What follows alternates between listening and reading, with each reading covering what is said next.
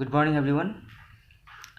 This is the last video for your second periodic test, and in this chapter we are going to discuss about the second part of lesson 5 of your civics about judiciary.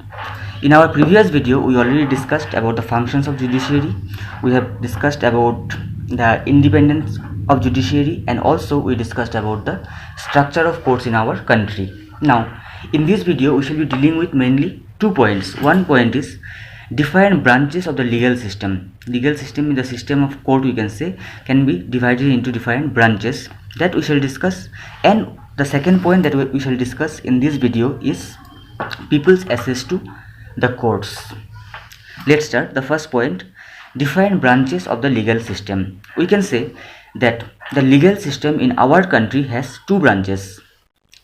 The legal system or the system of court, it has 2 branches, or it deals with 2 types of cases.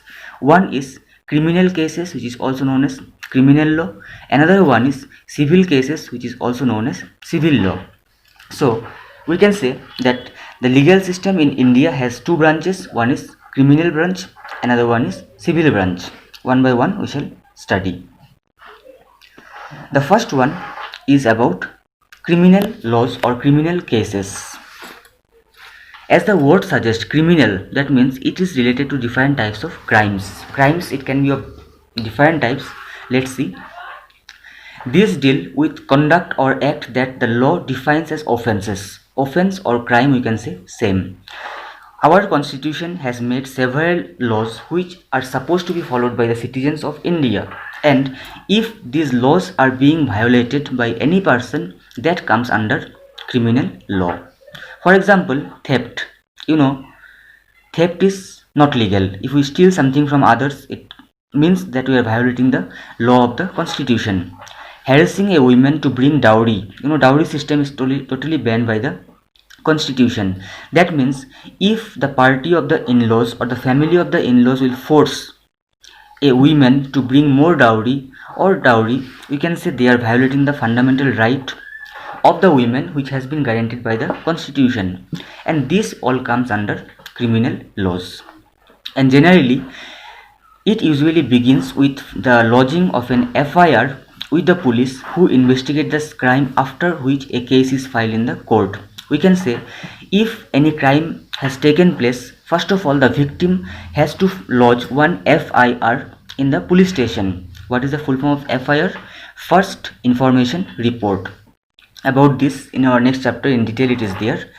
So if any victim feels, or any person feels, that his fundamental right is violated, or we can say the law of the constitution is violated, he will file one FIR in the police station. Now the police will investigate the crime. The investigation is the duty of the police. Police cannot give the judgment. The police only can investigate the case, and after investigating the crime or the case, the police will file one case in the court. If found guilty, the accused can be sent to jail and also fined. Now it is the duty of the court to see the case properly, and if it finds that the accused person is guilty, then the accused person either can be sent to jail according to the crime he committed, or even he can be fined. So that's about criminal law. Now the second branch of our legal system is civil law.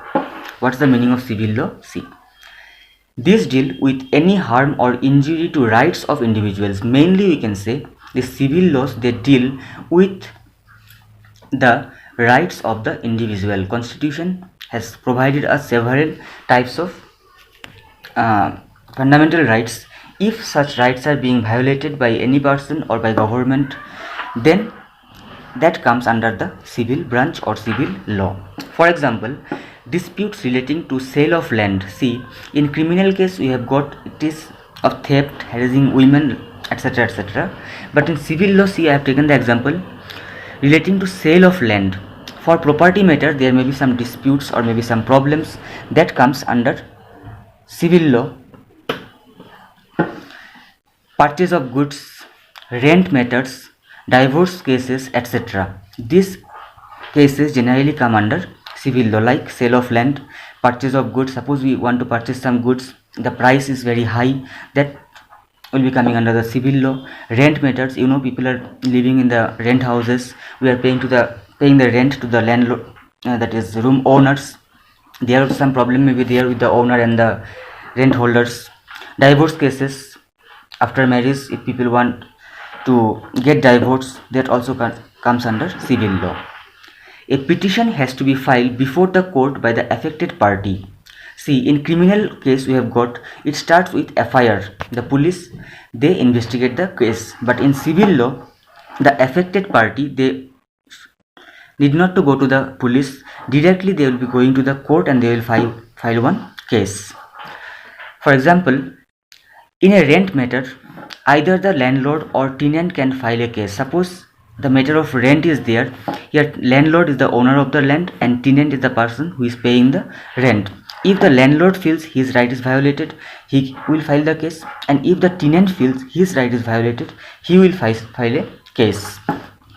The court gives the specific relief asked for, and after the decision taken by the court, if the court feels that the landlord is correct or right, then he will be given the compensation by the tenant, and if the court feels the tenant is right, then the landlord has to compensate the tenant. For example, or for instance, in a case between a landlord and a tenant, the court can order the flat to be vacated and pending rent to be paid. The example what is taken here, suppose one tenant is living or staying in one house for many years, but he is not paying the rent properly. In that case, the court can order the tenant to vacate the flat, means to make the flat empty or to move from there, and also the court can order the tenant to pay the pending rent. So that's about the civil laws or the civil case. Okay, here's the last part of this chapter. Does everyone have access to the courts? We already got that the courts are open for all the people. The courts are there to provide justice to each and every individual of the country. But in real sense, how much it is practical, let's see. In principle, in rule, we can say all citizens of India can access the courts in this country. In rule or in principle, we can say that all the citizens, each and every individual of India, they have the right to approach the court and to get justice from the courts. This implies that every citizen has a right to justice through the courts. As I already told you that according to the law, each and every individual has the right to get or to avail justice through the system of courts. While the courts are available for all, in reality access to courts has always been difficult for a vast majority of the poor in India. No doubt, the court is open for all the people to provide justice, but we can say in reality or in practical life, the poor people, they are not getting proper justice to the system of courts. Why it is? Let's see. Legal procedures involve a lot of money and paperwork, as well as take up a lot of time. I think you have seen in the movies or you have read in the newspaper, and even we have got about the Domestic Violence Act, that it involves money which may not be there with the poor people. It needs paperwork which may not be possible for the illiterate poor people, and even it takes up a lot of time. And the poor people in our country, they cannot give that much time which is generally required. For a poor person who cannot read, see, the person who cannot read, how it will be possible for him to complete the paperwork? It will be difficult for him or her, and whose family depends on a daily wage. Suppose the daily workers, the laborers, they need to work daily for their livelihood. The idea of going to court to get justice often seems remote for those people, for those poor people who are not educated, who are working on daily basis. For them it is very much difficult to avail justice through the system of courts, because if they need to go to the court, they have to sacrifice their daily work, and for that they will lose their money and it will hamper their livelihood. In response to this, the Supreme Court in the early 1980s devised a mechanism of public interest litigation or PIL to increase access to justice. Now, the courts or the system of courts in our country or the Supreme Court also noticed the problem which has been faced by the poor people, and that's why in the early 1980s they devised or they started one new mechanism or new system. The system is known as public interest litigation. The short form is PIL. And through the system of this PIL or public interest litigation, the court provides justice to the poor. And what is this PIL? Let's see. It allowed any individual or organization to file a PIL in the High Court or the Supreme Court on behalf of those whose rights were being violated. If we find that a particular person's right is violated, he may be a poor person, maybe a poor laborer, any person, even we also can file one PIL addressed either to the High Court or to the Supreme Court, and that PIL will be regarded as the case against the victim and will be taken over by the courts. Even a letter or telegram addressed to the Supreme Court or the High Court could be treated as a PIL. We can say that it is not essential to go to the Supreme Court or the High Court to file the PIL. We can write a letter or we can post one telegram for the affected person or for the victim, and that letter or telegram will be treated as PIL. So here we can see, no doubt, earlier we have got that because of time taking, paperwork, money problem, the poor people, they were not getting justice. But now we can say that because of the introduction of PIL, a great majority of the poor people are also availing justice at present time.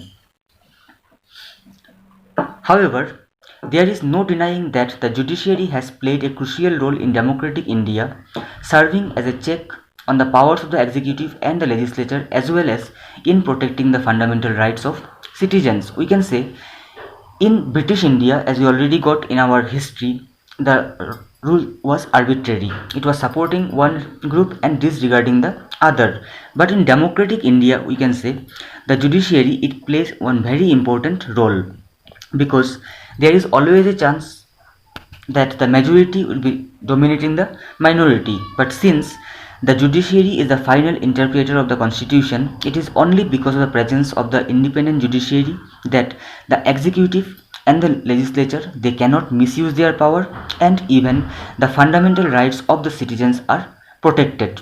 It is possible only because of the executive. The members of the Constituent Assembly had correctly devised a system of courts with an independent judiciary as a key feature of our democracy. In the first chapter of our civics, we already discussed that when the members of the Constituent Assembly were framing the constitution, they kept in mind that in independent India, in free India, all the people should be free from any pull or pressure, or all the people should get justice, and that's why they kept the judiciary as independent. Why they kept the judiciary as independent? For two points we can say. One is so that the executive and the legislature cannot misuse their power, and the second one, it is only because of the presence of the independent judiciary, the citizens, they enjoy the fundamental rights equally, and thus democracy is also successful because of the presence of the independent judiciary. So that's about this chapter. We have discussed about the system of court.